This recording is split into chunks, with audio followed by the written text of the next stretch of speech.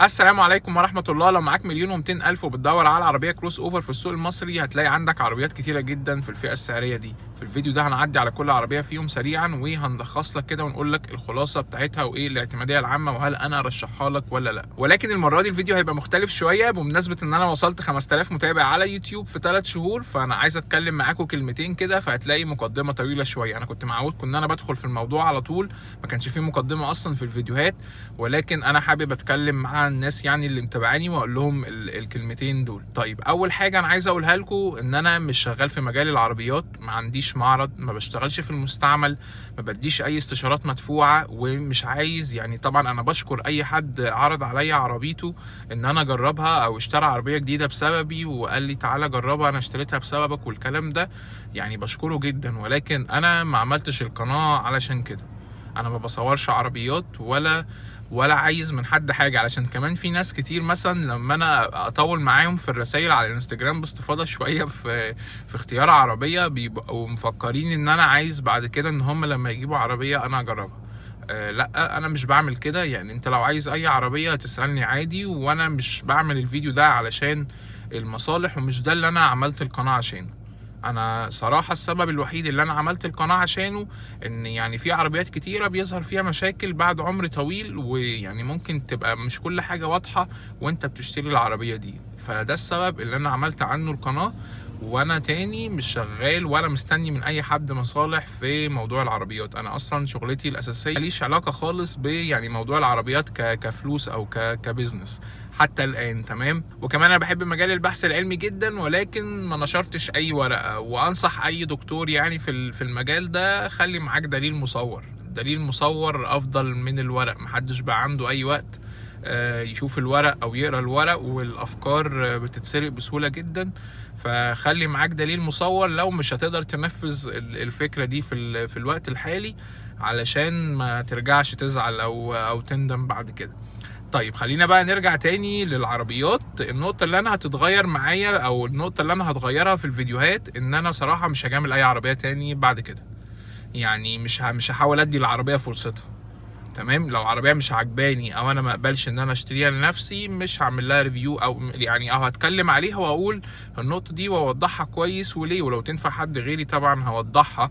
ولكن انا زي ما قلت لكم تاني في فيديوهات قبل كده، لان انا يعني القعده اللي انا قاعدها معاكم دي باذن الله مش هكررها غير على 50,000 مشترك باذن الله. يعني احنا هنقعد كده مع بعض قعده طويله شويه، ولكن مره دلوقتي ومره على 50,000، والمره التانيه ان شاء الله هبقى احددها. ولكن خلينا نتكلم دلوقتي على اللي هيتغير في الفيديوهات. ان انا هركز على اكتر حاجه، وهو التورك ليميت او السيفتي مارجن. زي ما شرحت قبل كده، انا هقارن اقوى عزم بيطلعه الموتور باكتر عزم يستحمله الفتيس، واشوف هل في سيفتي مارجن، هل في فرق، هل الفتيس اقوى من الموتور ولا اضعف. ليه؟ لان العربيه دي عباره عن شويه خيوط مربوطه ببعض. تمام. ويعني وخيط من الخيوط المهمه دي هو الفتيس بتاعنا، وبيبقى تكلفتها غاليه جدا، ودي اكتر حاجه الناس بتخاف منها وهي بتشتري العربيه، ولازم الناس تبص عليها. طيب، انا تاني مش هتكلم ومش هقول للناس ان في عربيه رياضيه وعربيه عائليه، لان في ناس كتيره بتضحك عليك وبتصيغ الكلام ده بطريقه غلط علشان تبيع عربيه ليك، وهي مش كده اساسا. كلمة رياضية دي يا جماعة ما تتقالش غير على عربيات قليلة جدا. نبقى واخدين بالنا من الموضوع ده، علشان العربيات الصيني كلها مشتركة في حاجة واحدة، وهي ان التورك ليميت بتاعة الفتايس بتاعتها مش عالي. تمام. يعني ايه؟ يعني التورك ليميت بتاعها قريب جدا من اقصى عزم بيطلعه الفتيس. خدوا بالك ان الموضوع ده مشترك في كل العربيات الصيني اللي موجودة في السوق. تمام. ومحدش يزعل، المصنعين الصينيين كلهم يعني الموتور بيطلع معاك 300 نيوتن متر، بتلاقي الفتيس يعني كاب على اخره. يعني مثلا او الموتور بيطلع معاك 300 او 290 نيوتن متر، بتلاقي الفتيس اخره يستحمل 300 نيوتن متر. طيب، انا شايف ان الحركه دي ما تتعملش غير من مصنع عايز يبيع. خش بص على المصنعين الالمان، يعني بص مثلا على فولكس فاجن او اي حاجه مثلا من الشركات اللي تحتها، بتلاقي ان العربيه فيها سيفتي مارجن مثلا بال70 وال80 نيوتن متر. ده المعلن. كمان العربيه لما بتتون بتلاقي فرق كبير كمان في العزم اللي تقدر تستحمله. هتقول لي ما فتايس مثلا فولكس فاجن كان زمان بيحصل فيها مشاكل والكلام ده، وهي ما بقتش اعتماديه دلوقتي. الكلام ده يا جماعه تاني بقى قديم خلاص. الفتايس دي كانت عزمها بيستحمل وكانت فتايس قويه جدا، ولكن التبريد بتاعها ما كانش بالزيت، تبريد الكلاتشات بس ما كانش بالزيت. مفيش فتيس ما بيمشيش من غير زيت، تمام؟ عشان بس نبقى فاهمين النقطه دي. لكن هو التبريد على الكلاتشات اخر جزء خالص في الفتيس تحت، الكلاتشات دي ما كانتش متبرده وبيحصل عليها ضغط، فهي النقطه الضعيفه او الحلقه الضعيفه في الفتيس وهي اللي كانت بتبوظ. طيب المصنعين تقريبا كلهم اتعلموا من الدرس ده، ومبقناش نشوف مصنع غالبا بينزل عربيه بفتيس ديوال كلاتش جاف. خلاص يعني الدرس اتعلمناه وكل الناس بقت بتعمل كده. الفكره بقى في ايه؟ العيب الاكبر في ايه؟ ان انت تطلع فتيس يعني يا دوبك يستحمل حجم العربيه دي، او كمان يطلع عزم اكتر من الفتيس بيستحمله دي. طيب نيجي بقى لتاني عربيه معانا، وهي الشنجاني السي اس 55. ومحدش يزعل، خد بالك ان دي اكتر عربيه انا رشحتها للعائلات في بدايه ال1,200,000. لو مش معاك ان انت تشتري عربيه من مصنع شيري 1600، العربيه دي افضل وبكتير كمان. طيب فخلينا بقى نتكلم عن العربيه دي. مبدئيا كده الفتيس بتاع العربيه دي اقصى عزم بيستحمله هو 300 نيوتن متر. طيب والموتور بيطلع كام؟ بيطلع 300 نيوتن متر. يعني السيفتي مارجن عندنا الحمد لله ما بقاش بالنيجاتيف، بس بقى صفر، فهو ما فيش سيفتي مارجن اصلا. فالعربيه بتطلع نيوتن متر عالي جدا برضو على الفتيس بتاعها. فالعربيه دي ارشحها لمين؟ ارشحها للعائلات، رغم ان هي بتجري وطياره، بس ما تنفعش اي شاب. لان العربيه دي لو انت هتقرص عليها مع المطاله ومع المنازل، يعني هتلاقي ان الفتيس بيحصل عليه ضغط. كمان في حاجه اسمها سليبج، يعني الكلاتش من كتر العزم اللي بيحصل عليه ممكن يتزحلق، والقرص والاستخدام اللي هو بعدم خبره. ده غير كمان ان ثبات العربيه برضو يعني ما شاء الله العربيه مراجيح. فخلينا نبقى عارفين النقاط دي.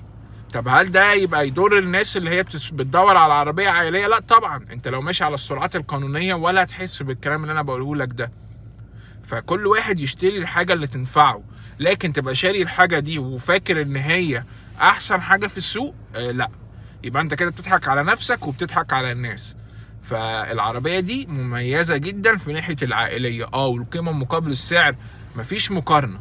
لكن مش عربيه اجيبها واقعد يعني اعملها باساءه استخدام واطلع بيها على التيك توك واجيب بيها سرعات عاليه، والجو ده مش هينفع الكلام ده. وكمان العربيه دي بتقدم تسارع ممتاز، يعني كمان العربيه دي بتقدم تسارع في حدود ال9 ثواني. يعني البايك اكس 55 رغم ان هي بتطلع عزم اعلى بتتسارع في 9 ثواني ونص، لا العربيه دي بتتسارع في بدايه ال9 ثواني. فتبقى واخد بالك ان العربيه فعلا سريعه. طيب ونيجي بقى على العربيه الثالثه اللي بعدها، وهي الشيفروليه الكابتيف. انا قلت لك ان ربنا ما بيديش كل حاجه، صح؟ ولكن بقى العربيه دي ربنا ما اداش اي حاجه، يعني لا موتور ولا فتيس. فنبقى واخدين بالنا ان الموتور تيربو والفتيس سي في تي. فانا بقى لا هتكلم في تورك ليميت ولا الكلام ده، تمام؟ العربيه اوريدي اصلا في مصر ويعني حصل فيها مشاكل، فمش هنحور لها. يعني هو العربيه حصل عليها تخفيض الكلام ده، بس هي يعني ما ينفعش، مش قيمه مقابل سعر. تنزل بقى في السعر جامد شويه وتبقى منافسه قوي للعربيات الصيني، ماشي ممكن نتكلم عليها. لكن انا مرشحهاش الصراحه في الفئه السعريه دي، علشان بس ما نجملش بقى الكلام. طيب نيجي بقى لرابع عربيه معانا، او رابع عربيات معانا، لان دي اكتر عربيات ملخبطه المصريين الصراحه، وهم سو ايست وجيتور وشيري واكسيد.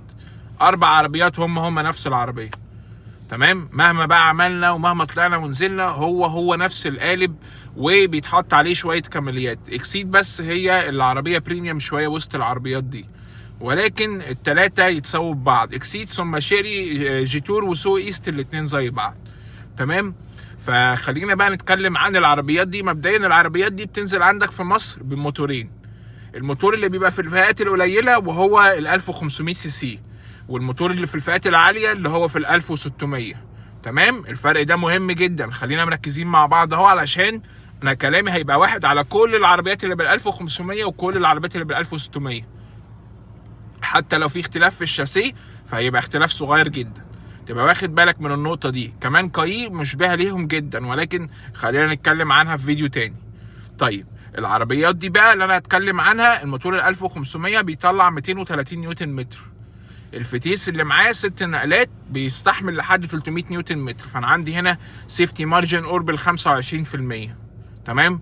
فالفتيس هنا يستحمل. ولكن بقى خد بالك ان الديوال كلاتش ال6 نقلات اللي موجود ده جيل قديم، فربنا ما بيديش كل حاجه. الفتيس يعني بيستحمل عزم كبير جدا، ولكن نقلاته محسوسه. استهلاكه للبنزين مش احسن حاجه مع الموتور ده، الموتور بيعاني شويه، فبتلاقي استهلاك البنزين فيه وحش جدا. استهلاك البنزين في الموتور ده اعلى من استهلاك البنزين في الموتور ال 1600. كمان اخر حاجه عايز اقول لكم عليها ان التسارع بتاعه برده مش احسن حاجه. التسارع بتاعه افضل من تسارع عربيه 1600 تنفس طبيعي، تمام؟ يا دوبك افضل، مش تسارع هيخطفك ولا هيرزعك في الكرسي ولا الجو ده. فكده احنا خلاص خلصنا المواتير ال 1500. نيجي بقى على المواتير ال 1600. العربيات دي بتطلع اداء افضل، تمام؟ استهلاك البنزين بتاعها احسن من الموتور ال 1500، لكن هو مش حلو، استهلاك بنزين سيء. اوفرول برضو مهما رحت وجيت هو استهلاك بنزين مش حلو، تمام؟ طيب العربيه دي بتعمل تسارع تحت ال 10 ثواني، 9 و8 كده تحت ال 10 ثواني، ولكن بعد ال 100 بتقدم اداء كويس جدا. الموتور بتاع العربيه دي عليه تيربو من شركه جارد، ده نفس الشركه اللي بتصنع التربوهات لعربيات جامده جدا، تمام؟ فهنبقى واخدين بالنا ان جارد دي مش شركه هفق يعني في التربوهات، فالعربيه دي عليها تيربو حلو، فبيخليها بيديها اداء كويس جدا بعد ال 100. نفس الشرح برده في عربيات صيني كتير، ولكن يعني يعتبر ده انضف تيربو راكب في المواتير دي كلها، فتبقى واخد بالك ان الموتور ممتاز. نيجي بقى للفتيس. الفتيس دي والكلاتش 7 نقلات بس الموتور بيطلع 290 نيوتن متر، مع فتيس يا دوبك يستحمل 300 نيوتن متر. تاني دي حركه ما تتعملش غير من مصنع عايز يبيع، يا اما بقى التيون بتاع الموتور يعني ليزي قوي، مش بيطلع العزم مره واحده. فتاخد بالك ان العربيه دي تاني يمين شمال مش هتلاقيها بتاعت ارس. هي عربيه متوازنه شويه وسايبه فرق، يعني سايبه تورك او سيفتي مارجن 10 نيوتن متر، ولكن برضه انا مش شايفه كفايه. فهي مش عربيه رياضيه، هي عربيه واقفه ما بين البنين. اداءها حلو ولكن مش عربيه ارس. فناخد بالنا يا جماعه من النقطه دي. الزيوت بتقلل الاحتكاك، لكن مش يعني مش هتحارب الفيزياء، مش مش هتحافظ لك على الفتيس من الغباء بتاعك. فتبقى واخد بالك من النقطه دي. طيب كده يعتبر لخصت لكم العربيات الصيني في الكلمتين دول. تعالوا بقى اقول لكم على افضل عربيه من ناحيه السيفتي مارجن، او ان هي تبقى رياضيه شويه، ولكن للاسف برضو ربنا ما بيديش كل حاجه، وهي الستروين سي 4 اكس. العربيه دي بتنزل بموتور 1200 تيربو 3 سلندر، تمام؟ هي دي بس الحته اللي ناقصاهم. هو مش معنى كده ان هو موتور وحش يعني، ولكن يعني مش احسن حاجه، مش تبقى مبسوط اكتر حاجه، تمام؟ لكن العربيه دي بتنزل مع فتيس ايسن 8 نقلات. تاخد بالك بقى كده وتقف وتضرب تعظيم سلام، لان دي ارخص عربيه عندك موجوده في السوق بتتباع بالايسن ال8 نقلات، تمام؟ فالفتيس الايسن ده بيستحمل لحد 300 نيوتن متر، والعربيه تقريبا بتطلع في رينج ال 250 او ال 230 نيوتن متر. فانت عندك 200 او تقريبا 230 نيوتن متر، فانت عندك سيفتي مارجن كبير جدا. تبقى واخد بالك من النقطه دي، تمام؟ فالعربيه فعلا الفتيس بتاعها اقوى من الموتور، والفتيس بتاعها ممتاز في النقلات وناعم جدا، ولكن الموتور بتاعها هيبقى حساس جدا للصيانه. موتور ال3 سلندر يفضل ان انت تصين او تغير له الزيت كل 7500 كيلو مش كل 10000. وعايز ناس فاهمه، وعايز ناس تعرف تحافظ على العربيه. غير كده هتلاقي بس شويه اهتزازات وانت واقف في الايدل، الكلام ده وبس، تمام؟ فهي العربيه دي صراحه ممتازه، ولكن للاسف ينقصها نقطه السلندر الرابع ده، ولكن طبعا هتلاقيها موفره جدا في غيار الزيت، هتغير 3 بوجيهات، الكلام ده تبقى يعني موتور كيوت برضو. فخلينا بقى نتكلم عن العربيه اللي بعدها، وهي الرينو داستر.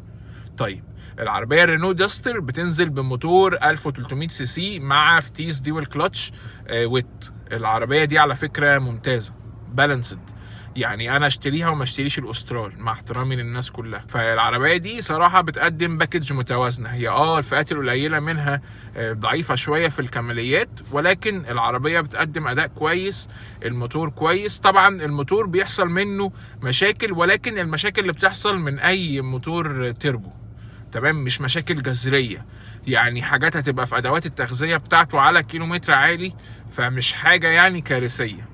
لكن الاهم ان هي تبقى فتيس مثلا ما يحصلش منه مشاكل او ما يحصلش منه اي حاجه والكلام ده. طبعا العربيه برضو بتقدم الواجهه الاوروبي والكلام ده. لو انت مش عايز عربيه صيني فانا شايف ان العربيه الداستر عربيه مناسبه جدا، بس بقى بدور عليها ولاقيها من غير اوفر برايس. طيب خلاصه الفيديو ده ايه؟ لو بتدور على عربيه رياضيه من 1,100,000 لحد 1,300,000 مش هتلاقي عندك غير الستروين السي 4 اكس. غير بقى لو هتبص على العربيات اللي كانت موجوده في الجزء اللي فات او في الفئه اللي موجوده قبلها، تمام، الام زوم والكوري والحاجات دي انا اتكلمت عنها. العربيات دي ارخص منها وبتقدم قيمه مقابل سعر اعلى، لكن طبعا عمرها ما تبقى اشيك. فالموضوع يرجع لك. على فكره الستروين سي 4 اكس العربيه سريعه جدا. العربيه دي تقريبا بتتسارع في 9 ثواني و6 من 10. فتبقى واخد بالك من النقطه دي، ان هي مش بطايه برده في الاول وفي الاخر، والعربيه شكلها حلو. فالموضوع يرجع لك وانت اللي تقرر ايه. طيب نيجي بقى للعربيات الكروس اوفر العائلي. هتقول لي تشتري ايه؟ هقول لك في بدايه ال1,200,000، يعني في البدايه خالص، او ال1,100,000، هتلاقي في الفئه دي ما بين ال1,100,000 لحد ال1,200,000 هتلاقي عندك شانجان سي اس 55 يعني متربعه على العرش، تمام. هتلاقي عندك كمان التيجو 8 لو انت عايز عربيه 7 راكب، بس هتبقى بالموتور ال 1500 واحنا لسه متكلمين عنه.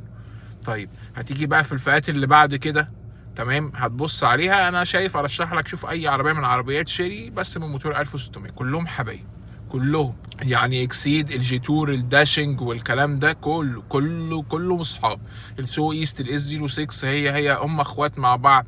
السو ايست الاس 07 اخت الجي تور الاكس 70، كل مع بعض. بص هتتلخبط والموضوع ايه يعني. انا هبقى اعمل ليه فيديو منفصل. هو الموضوع سهل وانا اتكلمت عليه في كذا فيديو، ولكن تبقى واخد بالك ان كل العربيات دي واحده بس. فانا لو هشتري ايه وهشتري عربيه 5 راكب، بصراحه هحوش شويه واستنى الاكسيد ال 1600 الفئه العاليه منها، مش ال 1500. يعني انا شايف ان دي افضل عربيه كروس اوفر لو انت مش محتاج ال7 كراسي، لو عايزها كده كلمه واحده كده. طيب ايه العربيه؟ اقوى عربيه تانية هقارنها بيها هي الرينوت داستر، الاكسيد ال 1600 مع الرينوت داستر. طب ليه يا عم هتجيب الموتور ال 1600 وهتقرص بيه؟ ما انا مش هجيب عربيه بالحجم ده واسابق بيها، فاهم؟ فبس كده، انا كده خلصت الفيديو. وما تنسوش تعملوا سبسكرايب، ولو حد فيكم سمع الفيديو لاخره يقول لي وصلت في كومنت، علشان بس اعرف مين اللي بيتابعني لحد اخر الفيديو. والسلام عليكم ورحمة الله وبركاته.